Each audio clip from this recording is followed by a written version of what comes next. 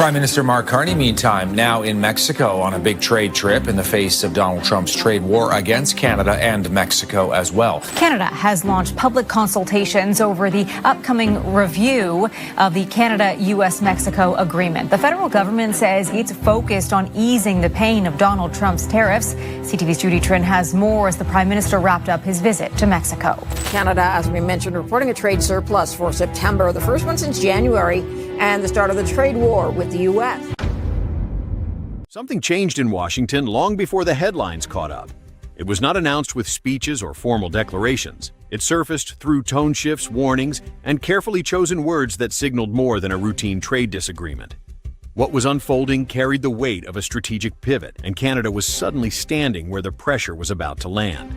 The moment crystallized when the United States Trade Representative publicly repeated the warning that Washington could walk away from its trade agreement with Canada and Mexico.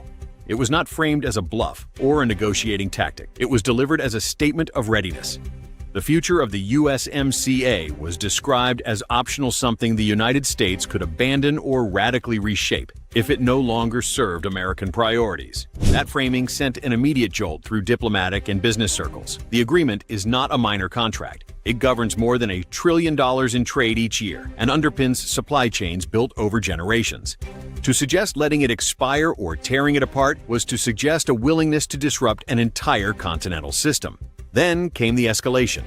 President Donald Trump reinforced the message by declaring that Canada would face far more pressure than before. He spoke about dealing with Ottawa with a level of directness usually reserved for internal negotiations.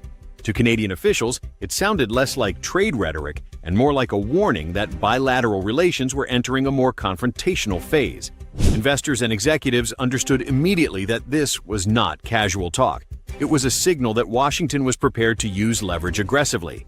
That perception hardened when the U.S. ambassador raised objections to Canada's political advertising laws, hinting that domestic Canadian rules could have cross-border consequences.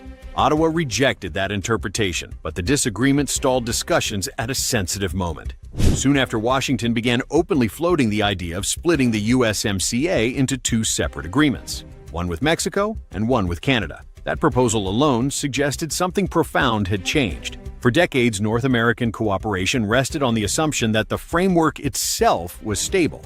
Now, even that foundation appeared negotiable. At first, many assumed Canada would bend under the pressure. That had been the historical pattern. But instead, the opposite began to happen. As Washington intensified its stance, economic uncertainty started rising inside the United States itself. At the same time, Canadian officials hardened their tone. The Minister of Industry spoke openly about frustration and made it clear that Canada was prepared to confront the pressure directly. He emphasized coordination with industry leaders, labor groups, and provincial governments.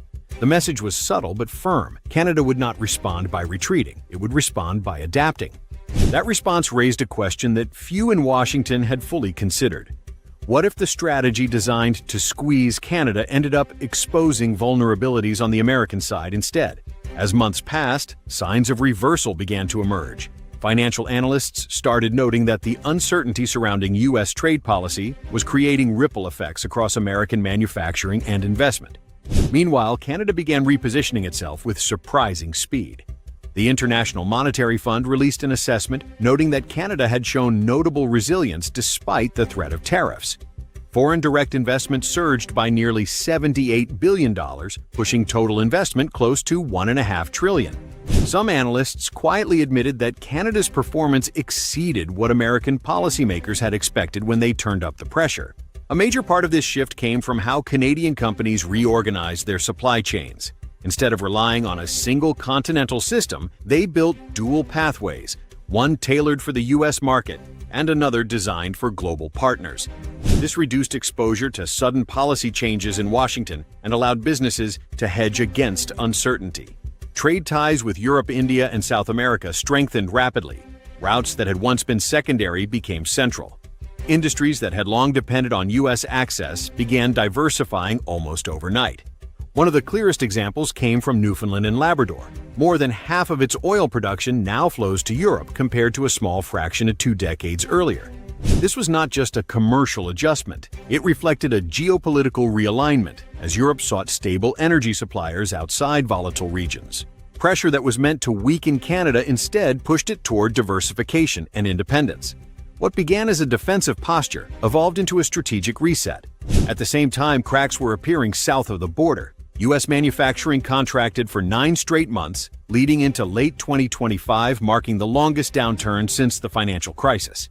Major transport equipment manufacturers began cutting staff and shifting parts of production abroad, where policy conditions appeared steadier. Consumer spending also softened.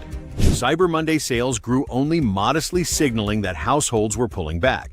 Rising costs and trade uncertainty weighed on confidence. Corporate America began pushing back more openly. Costco filed a legal claim seeking refunds for tariff-related costs, opening the door to potentially massive government liabilities. Investment funds took notice. Analysts reported that some were beginning to treat the United States as a higher-risk policy environment. Capital that once flowed automatically into U.S. assets started moving toward markets with greater regulatory stability. Canada benefited directly from this shift. Canada did not stop there. The government encouraged manufacturers to bring production back home to reduce reliance on American components. Surveys showed strong support for nearshoring, local sourcing, and supply chain independence. Businesses invested in domestic suppliers, built new capacity, and reduced vulnerability to external shocks. Sectors tied to the future accelerated rapidly. Electric vehicles, clean energy, critical minerals, advanced manufacturing. Global industries looking for stability found it in Canada. The country became a preferred partner for long-term planning. Canada also expanded its trade outreach globally. Europe, India, and Asia moved from secondary partners to central pillars. The European Union, facing instability elsewhere, increasingly viewed Canada as a dependable source of energy and minerals. Asian firms saw Canada as a reliable gateway into Western markets. What emerged looked nothing like Washington's original plan. Pressure intended to force alignment instead accelerated Canada's independent rise. Analysts now openly speculate that if the United States withdraws from the USMCA, Canada could position itself as a major alternative manufacturing and supply chain hub within North America. The U.S. ambassador to Canada has attempted to calm fears, emphasizing that Washington does not intend to step into domestic debates. Yet, he also pointed to Canadian political messaging aired in the United States as evidence that lines are already blurring. His acknowledgement that the strategy document allows broad interpretation has only intensified scrutiny. Former diplomats argue that the lack of explicit assurances leaves too much room for influence. As both countries head into politically charged periods, the concern is growing louder. The USMCA is scheduled for a major review next year. Consultations are already underway. Each government is preparing its position for what could become a defining moment for continental trade. At the leadership level, efforts to maintain dialogue continue. Prime Minister Mark Carney met with President Trump and Mexican President Claudia Sheinbaum during a major international event. The three leaders held extended discussions and agreed publicly to keep working together. What began as a pressure campaign has evolved into a test of strategy, resilience, and unintended consequences. The question now hanging over the continent is unavoidable. Has the effort to gain leverage instead created a stronger, more independent economic rival right next door? The answer may define the future of North American trade for a generation.